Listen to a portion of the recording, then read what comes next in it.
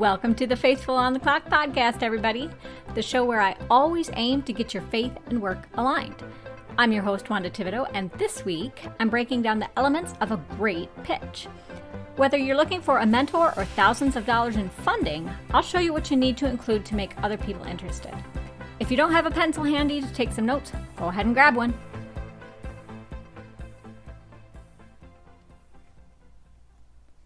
All right. I got a couple of essential components of a pitch that I will detail for you today. But before I get to that, I just want to give you my overall thought on how you should be thinking about pitches in general. I think most people, when they think about pitches, they think it's all about convincing someone to give something. They think they have to go in and present themselves like they're some kind of superhero who can swoop in and fix something if you just hand them the right tool. And so what ends up happening is, instead of coming across as confident, they cross the line into seeming cocky or egotistical. And it's all about whether they can solve the problem, not whether they should or why they want to do it. But pitching as a Christian, at least in my mind, is really all about showing what you are going to give or how you'll serve others. It's about convincing the other person not only that your crusade matters or is worthwhile on a non-financial level, but that they can be a long-term warrior right alongside you to serve and create change too. So to look at it with a little bit more scriptural foundation, most people who pitch, they have the "I need you to give me a fish" mindset. And certainly when you look at Jesus and the story of him feeding the thousands of followers, which is in Matthew 14, 13 through 21, you can see that there's a time where gifts are a real way to love people.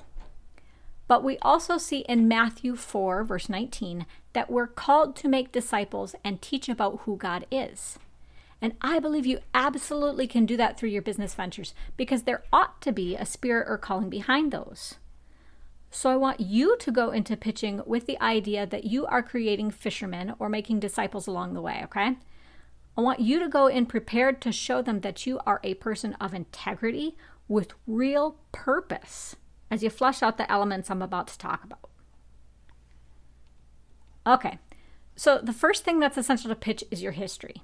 And the most basic points here are to make it very clear who you are and what you do. And I know that sounds simple, but remember there are tons of professionals and businesses out there who throw out these really ambiguous about pages where it's just full of jargon and you can't really discern what their operations really are or even include. And I personally think that happens because 1, maybe you don't even have a sense of where you're going yet, or 2, because you're afraid that being more specific will limit where you can go if you try and grow. But you want to just very briefly clarify your background and where you fit into the larger industry or market.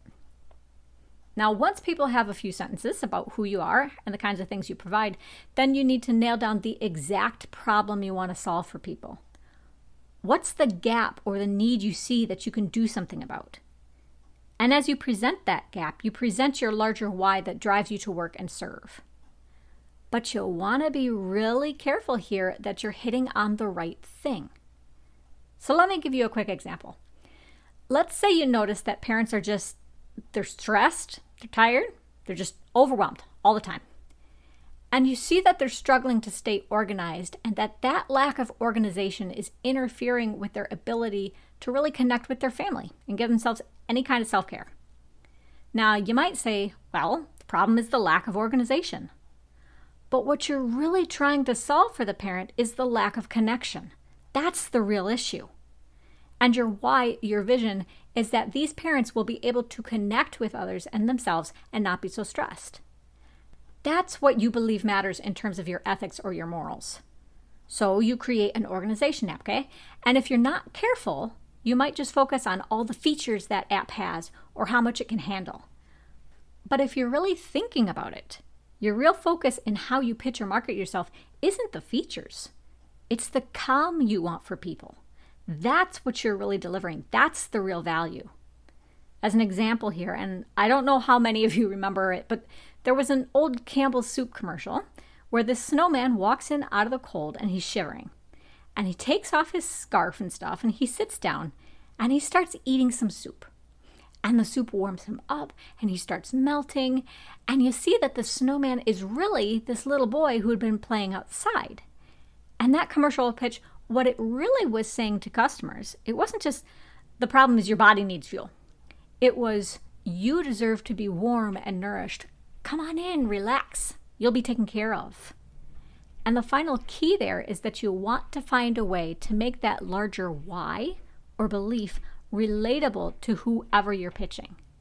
And that connects to personalization, which I'll get to in a minute. The third thing you need in a good pitch is your achievements and analysis of your competition. So this is where you mention specifics about any awards, how many units sold you've done, that kind of thing. You show that you've actually gotten customers or had some success in other ways. Maybe you'll toss in some testimonials, that kind of thing. And outlining your achievements, it kind of pulls double duty. It shows that you're already working, that there's some evidence of viability, but then it also lets the person you're pitching to understand your status in the big picture of things. You know, if you got 10 rungs on the ladder, they need to know whether you're on rung 2 or 8. And as you show that, you tactfully weave in how that compares to your competition. You start getting specific about your approach and what the differentiators are that you have. And make sure as you do this, don't run anybody down.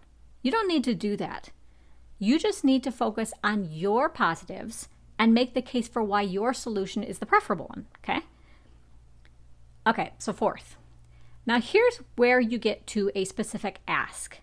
You explain exactly what you need, whether that's $100,000 or 100,000 paper clips. But once you've done that, you're not done. Because within this, you have to show the person or company why they are the best fit to provide all the things you're asking for. I mean, if I'm an investor, there are thousands of investors. Why ask me for my money? Or if I'm an expert, why do you want me as a mentor over someone else? And I think this is where a lot of people who pitch, they kind of drop the ball.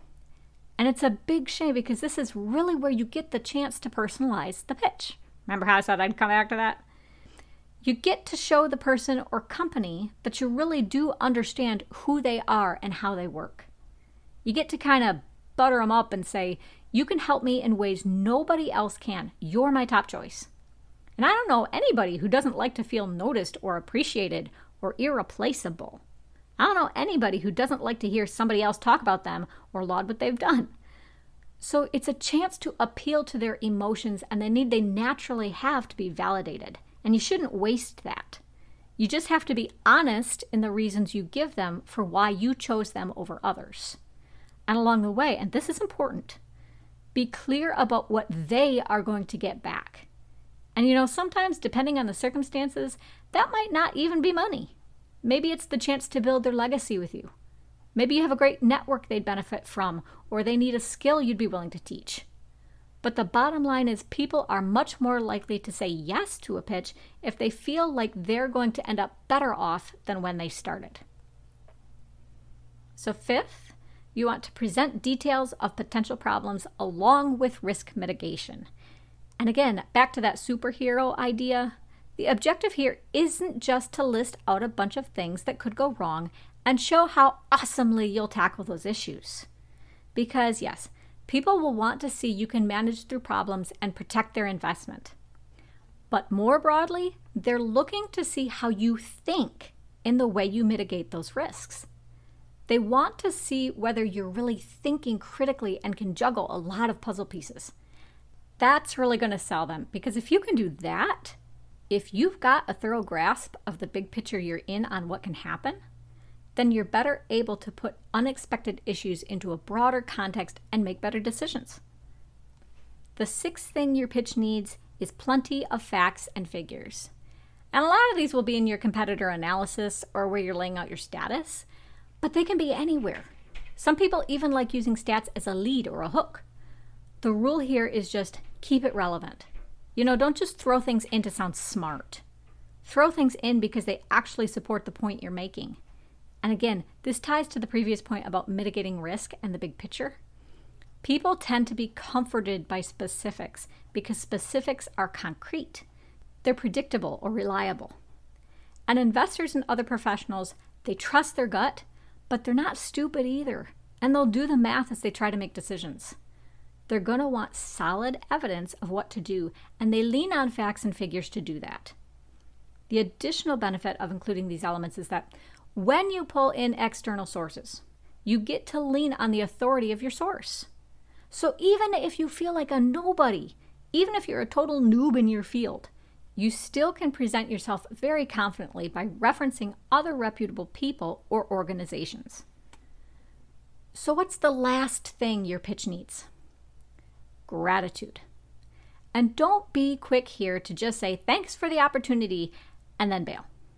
When you say thank you, it's nice to hear not only that you're appreciative for the chance to pitch, but that you appreciate all of the work that the other person is doing and that you look forward to them continuing to contribute.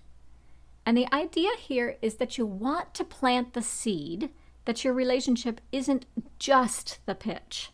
It started earlier than that, and it's going to go beyond that into the future.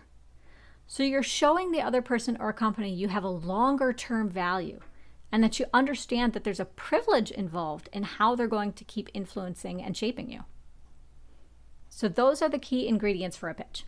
You need your history, a clear problem and why, achievements and analysis, a specific ask that's personalized, details of problems and how you'll mitigate risk, facts and figures, and lastly, gratitude focused on a long-term relationship.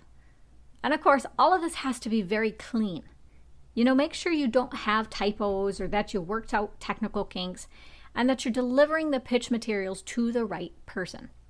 I'll pull all this together just by saying, make sure you get some feedback prior to pitching because those additional eyes and ears will help you spot issues and troubleshoot way ahead of time. And even though everybody talks about having all their I's dotted and T's crossed, don't be afraid to show the heart behind you either. People absolutely pick up on passion, and when they see you care, a lot of the time, that's going to be the thing that stops them from straddling the fence about you. It's going to be the thing that makes them take you seriously, even if the pitch itself isn't totally flawless. So would you take just a moment to pray with me? Father, when people pitch, they usually have a lot on the line. And sometimes when people pitch, they're literally down to their last chip. So Lord, I pray that you give them peace through that. I pray that you will give them the patience and diligence to do their absolute best, that you'll lead them away from the temptation to cut corners. And I pray that the people they pitch to will see the heart behind the pitch, that the words they hear or read will move them to say yes and to do good for others in your spirit of compassion. In Jesus' name I pray. Amen. We're done for this show, listeners. I know you all have some fantastic ideas out there you're going to present now, so let's share some of those projects and pray for each other. You can let me know what you're working on through our Twitter page, @FaithfulOTC. For the next episode, we'll be covering resumes. Do you even need one anymore? And if you do, what in the world should you include? So get ready for that. Take care, everybody, and be blessed.